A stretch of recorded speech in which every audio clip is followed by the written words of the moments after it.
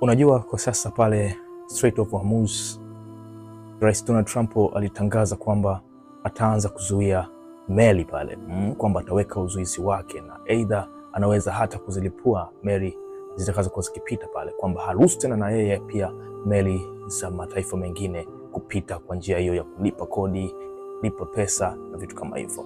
Lakini cha kushangaza ni kwamba meli ya China imefanikiwa kupita pale.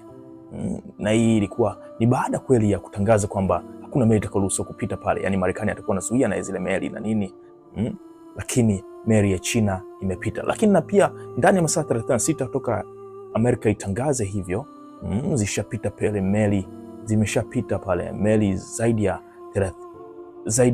100, ikiwepo na hii meli ya China ambayo imepita salama kabisa bila kulipuliwa au kuguswa vyovyote vile wala kuzuiwa. Tuendelee kutazama ili sakata pale Strait of Hormuz.